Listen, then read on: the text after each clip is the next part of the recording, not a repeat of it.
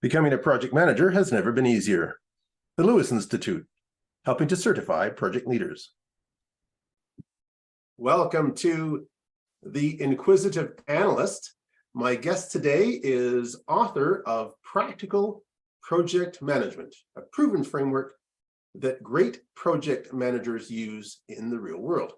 And he teaches everything you need to know to become a great project manager. So please help me welcome to today's show, joining us all the way from Poland, Dmytro Nizhebetskiy. Welcome, Dmytro. Thank you, Marcus. I'm so excited to be on your show. Thank you for having me here. Thank you for being here. I'm a great fan of your show. I have certainly purchased your book, and I love to watch your videos. I had to have you on the show to go deeper into some questions that I have.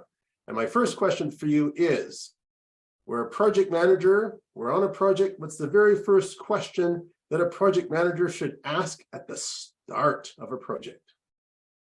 Okay, that's actually a great question. And let me give you a brief example. So imagine that you start a project and customers say, okay, we want to create a social network app like LinkedIn. And now what's your first question should be? It should be, what's the business objective for this project and this product? Because if you can imagine, you can like get different answers like, okay, we want an in-house product where we'll have maximum maybe 5,000 people sharing knowledge, sharing pictures and stuff like that. We just don't want to have any distraction of normal social network. Or there might be a different business case. They will say, okay, we want to have a market share from LinkedIn. We want to like get it ahead of it in 5 years and take it all for ourselves. That would be two different projects.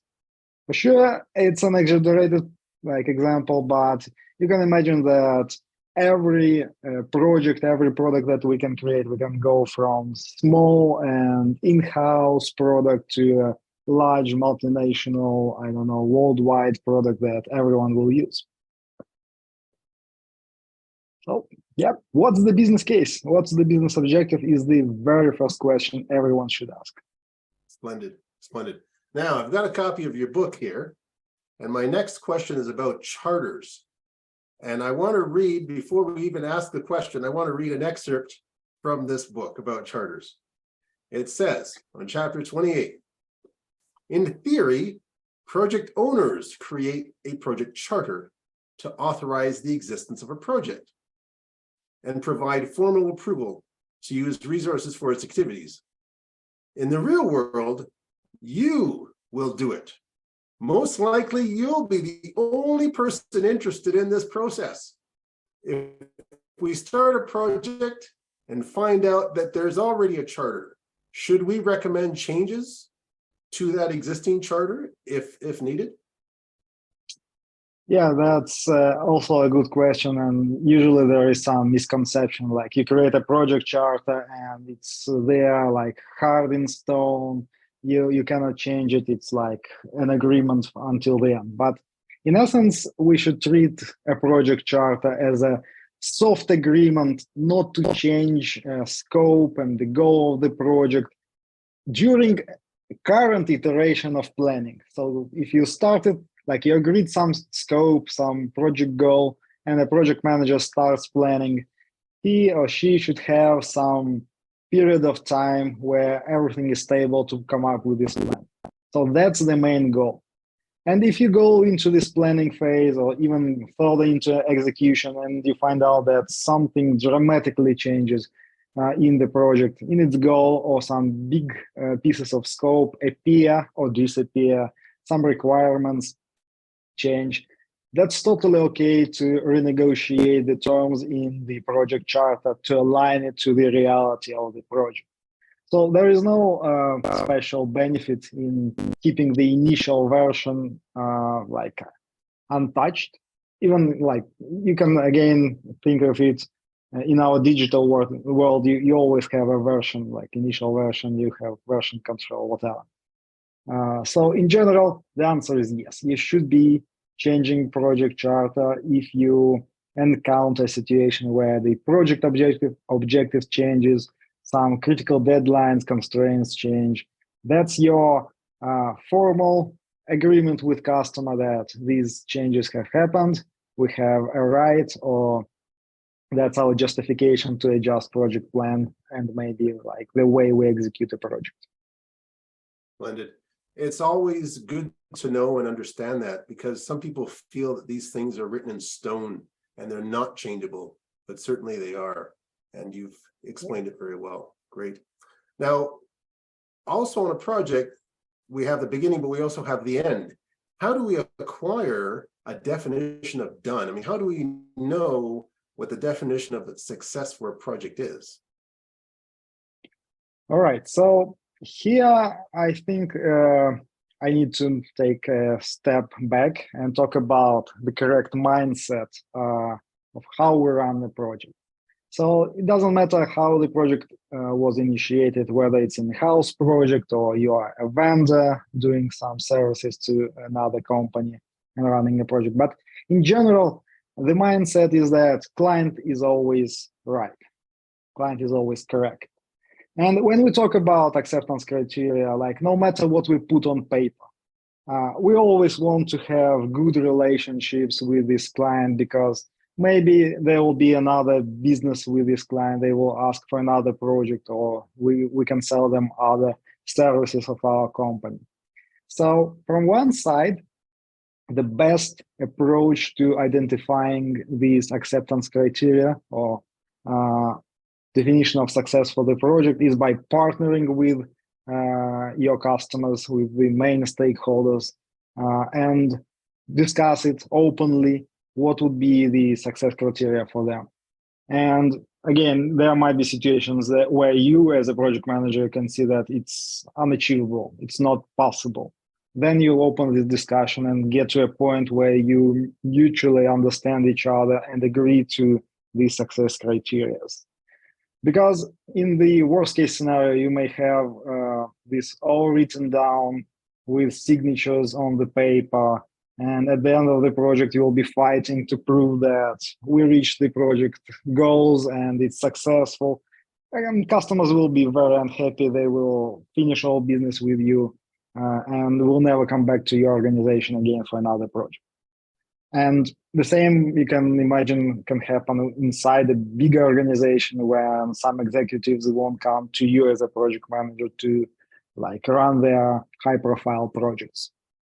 So that's all about building mutually beneficial relationships between the project team, project manager, and the customer. And acceptance criteria, definition of success, they are discovered through this partnership and understanding what value we can bring to the customer of our project. All about partnerships and communication. Great. Now, I really like watching your videos, like I mentioned earlier, and some of the videos show how to create this charter. First, we need to be able to take notes. And I have my cell phone here. I like to kind of type on the cell phone. Some people like pen and paper. Any recommendations on apps to use to gather notes when you're speaking with stakeholders, or do you just recommend plain old pen and paper? No, I personally don't like pen and paper because I'm a digital guy. I'm an IT project manager, so I like solutions that, in any case, if you take notes, you will have to put them somewhere else, so it's double work. Recently, I started to appreciate a lot Google Office environment with Google Docs. So if you create a meeting in Google Calendar, you can attach a document in one click, and this document is saved in your drive, so you know where it is. And for example, for recurring meetings, I have a separate folder where, like, the first time I create it, I put it in that folder. It's there. I'm updating just one document all the time. So, and whenever you get into your calendar, you can easily access all those meeting notes right there. So That's my preferred approach to taking notes. And why Google Sheets compared to Word documents or anything else? Google has a cool feature which helps you to type. It gives you suggestions and it's very good at it. So when you start typing, it tries to suggest you what you're trying to type, and it's so good. It speeds up everything, and like you can take notes very fast. So that's my, like, for last 2 years, that's my basic approach to meeting notes. But at the same time, I have a separate tool. It's called ClickUp. It's a project management tool, very popular right now. And whenever I have an action items from meeting for myself, I take them right away into ClickUp rather than taking notes and then transferring them there. So I have big screen here. I have side by side a lot of open apps. And whenever I need to take notes, I take it in Google Sheet. Whenever I need to write down an action item, I go to ClickUp and make it there. So that's my best recommendation. For sure, every person can try tools that they feel the best for them overall. And maybe with this rise of AI options that currently, like, you hear all the way, I found several interesting tools that I want to try out. For example, solutions like they transcribe the whole conversation and provide you meeting notes. That's something I'm really excited to use. Or just transcribe and highlight the main talking points. There are many like of them right now. So I would go for them in the nearest future as well. Splendid. I know that Microsoft Word does have this built-in AI that does voice-to-text translations. So that certainly is an option as well. And it probably is used in one of the AI apps that you're thinking about. Now, your book that you wrote, I know I bought a copy. I know how I bought a copy, but maybe you can let us know how the audience can buy a copy. Okay, if you want these paperback books that we have, they're available on Amazon in all markets. Just search for Practical Project Management.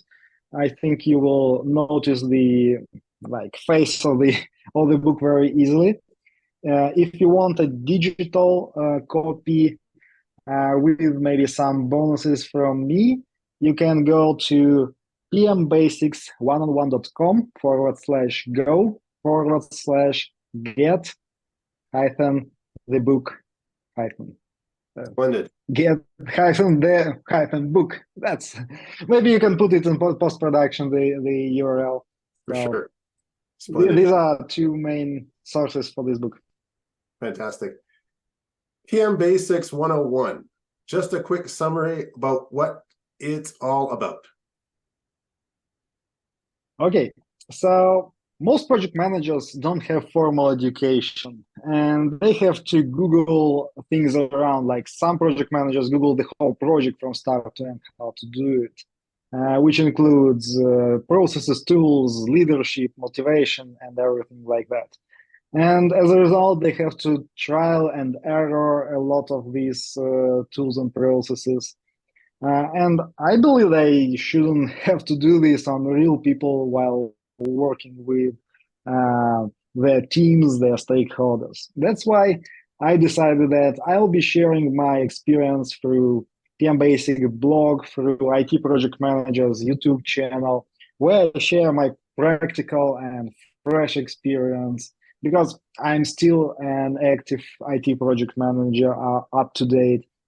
And yeah, that's the whole idea, to give you practical knowledge and skills compared to the theoretical knowledge that you can get from certifications and other books. Splendid. You also run a YouTube channel, and the name of that channel is? The name is IT Project Managers. You can search for it in YouTube search. It pops up on top, so you won't miss it. Splendid. How can anyone get in touch with you if they want to, apart from going to the YouTube? I'm sure you have your email address on the YouTube. Yeah, I'm very active in comments. If you want to ask something, like go to the comment section. If you go to PM Basics site, there is an email and lots of contact forms. So I really prefer when people first learn a bit more about videos or articles that I have to understand that we are a perfect match. Then they can reach out for questions. I'm I'm trying to answer all the questions, comments that I get as much as my time permits. Great. Well, thank you once again for coming on the show, Dmytro. It's been a real pleasure talking to you about your book. And I certainly recommend for any project managers out there to get a copy of this, like the paragraph that I read about the practical side versus the theoretical side. So if you want to get a good practical perspective on project management, definitely get a copy of this book. Thank you once again. Thank you, Dmytro. Marcus. Thank you so much. It was a really fun time spending with you on your show. Thank you. Great. All right. Well, have yourself a wonderful Okay. day in the meantime. You too. Have a good day and see you later. All right. Take care. Bye.